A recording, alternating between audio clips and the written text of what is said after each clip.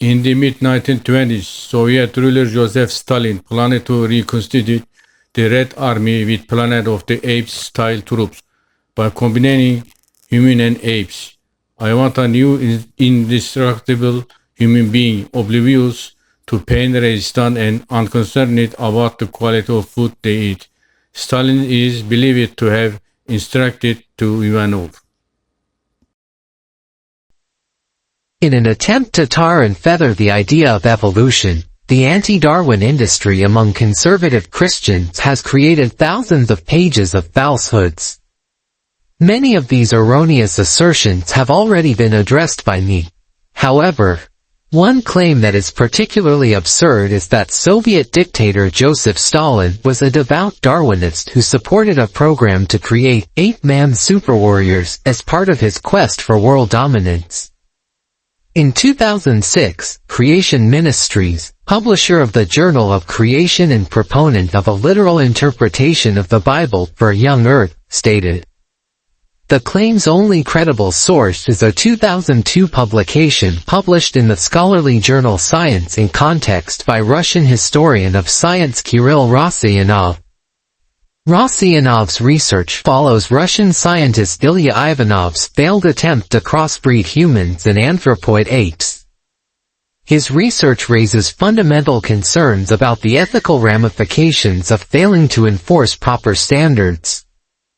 But Rasyanov's report shows that Ivanov's work did not include the creation of super warriors. The supposed quote from Stalin is missing from the article, and there is no evidence that he actually said it. As a result, it should come as no surprise that Creation Ministries' claim is without merit.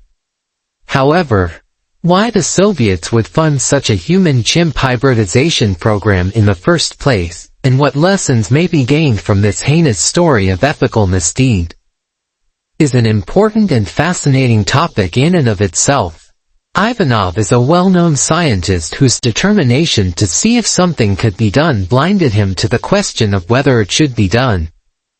It also serves as a reminder of the importance of politics in the advancement of scientific research, even if the scientists directly involved are not political.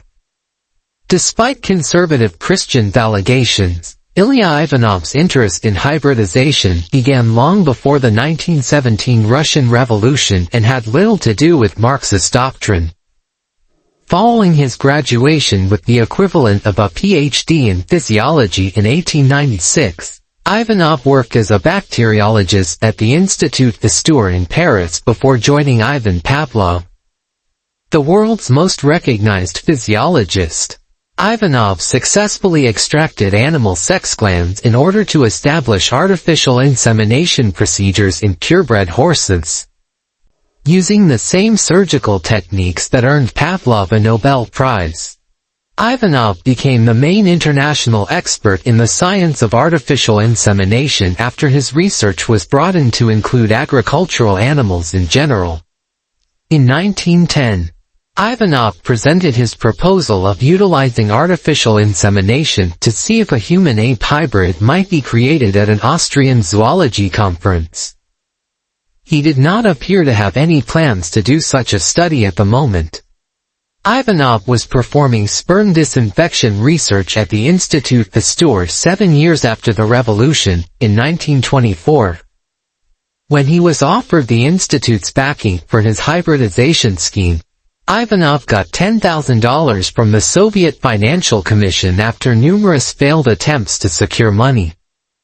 And his concept was later accepted by the Soviet Academy of Sciences. Ivan Pavlov was a distinguished member of the Academy and was present the day this decision was made. Ivanov's illustration was undoubtedly instrumental in the project's advancement. He indicated in his submission to the Academy that he wished to investigate a number of theories that had been proposed in the scientific literature. One such notion was that of German scientist Hans Friedenthal, who found that chimps, gorillas, orangutans, and humans were serologically significantly more similar than previously thought when he analyzed blood cells in 1900. As a result, Friedenthal hypothesized that anthropoid reproductive cells might be similar enough to produce a human-ape hybrid. Other researchers, including Dutch zoologist Herman Marie Bernalot Moens and German sexologist Hermann Rohleder, attempted to test this prediction by inseminating chimp females with human sperm during the next 2 decades. Their efforts, however, never progressed beyond the planning stage, and in the instance of Moen, his research ambitions led to his dismissal from his teaching post. In March 1926, Ivanov and his son flew to French Guinea in Western Africa to conduct artificial insemination experiments on a shoestring budget and with the assistance of the Institut Pasteur. His research, on the other hand, was pursued at every turn. There were only 2 veterinarians on staff at the research station, and Ivanov's presence sparked outrage that he may report on the appalling conditions. The chimps had been abducted from the wild as infants by local hunters, and they were all still juveniles when Ivanov arrived.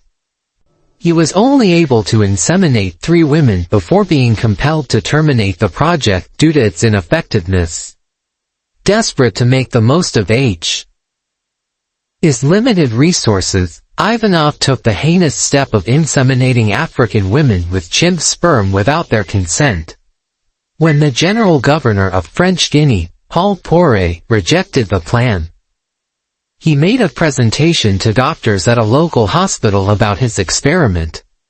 Ivanov and his kid decided to return home due to a lack of options and funds. They had been in Africa for just over a month when they boarded their ship. Ivanov planned to repeat his experiment in Russia with the help of female volunteers, and he found at least one who was willing to participate. When it was discovered that Ivanov had attempted to inseminate African women without their consent, the Soviet Academy of Sciences denounced him and withdrew all assistance. According to an investigation, Ivanov's actions, of subjects, and Ivanov was caught in the middle. Some Marxists anticipated that a positive eugenics program would result in a population betterment similar to Marx's depiction of historical materialism. Researchers at the camp, such as Hermann Müller, wanted to use scientific procedures to encourage parents with strong genetic background to have more children. A strategy that contrasted sharply with the Nazis' negative eugenics policy of sterilization. Ivanov's research, Müller and other geneticists thought, would lead to a better knowledge of what attributes to seek for.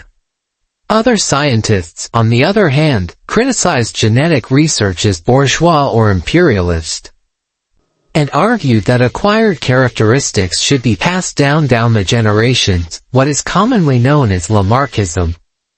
At the time, it was these researchers, led by charismatic scientist Trofim Lysenko, who had Stalin's backing. Cambridge historian Martin Richards explains how Müller, one of Ivanov's friends, addressed a letter to Stalin promoting a positive eugenic policy, as an example of the political divides Ivanov became embroiled in. The timing, on the other hand, could not have been worse. Stalin had been told by Lysenko and his followers that genetic research would lead to eugenics and fascism, and now he was convinced. Müller was forced to depart Moscow for fear of being imprisoned, and he received word a few days later that some of his colleagues had been killed as enemies of the people. Ilya Ivanov met his demise in this environment. Ivanov became embroiled in the ideological fight after a series of failed attempts to get support for his studies. Orest Neyman, one of his scientific foes, accused him of sabotage after some of his artificial insemination farm devices appeared to malfunction. Ivanov was arrested by the secret police on December 13, 1930. And found guilty of creating a counter-revolutionary organization among agricultural specialists. He was exiled to Kazakhstan, where he died 2 years later. Ivanov's job as head of the laboratory was taken up by his major accuser. This history brings up a slew of uncomfortable questions. Ilya Ivanov cannot simply be dismissed as a wayward ideologue exploiting science for nefarious political ends. Rather, he was a world-renowned authority in physiology and the foremost expert on artificial insemination of farm animals at the time. His human-chimp hybridization experiments were carried out in partnership with other renowned scientists and with direct support from the Institut Pasteur, one of the world's foremost scientific institutions at the time. While his research did not appear to contain any overt racism, his decision to inseminate African women without their knowledge or consent can only be understood in the context of a racist and sexist colonial attitude. While Ivanov does not appear to have had a political motivation for his studies, some of the others who helped him did. In this way, Ivanov's experiment was only possible thanks to a network of individuals and institutions with definite political goals, even if Ivanov was not personally involved in them. Where do we draw the line between sound research and ethical infringement in today's scientific experimentation? That fact is based on political concerns that have nothing to do with the precise subject a researcher is attempting to answer. What role does state power play in scientific research? And what is the connection between scientists and those who wield it? Even though no one was ever harmed by this crossbreeding research but the scientists involved, it raises severe issues. While the myth of Ape-men super warriors can be easily dismissed after reviewing the evidence, some questions are more difficult to dismiss. Do tours influence funding decisions? And so this project of Stalin ended in an unsuccessful, no experience was entered again.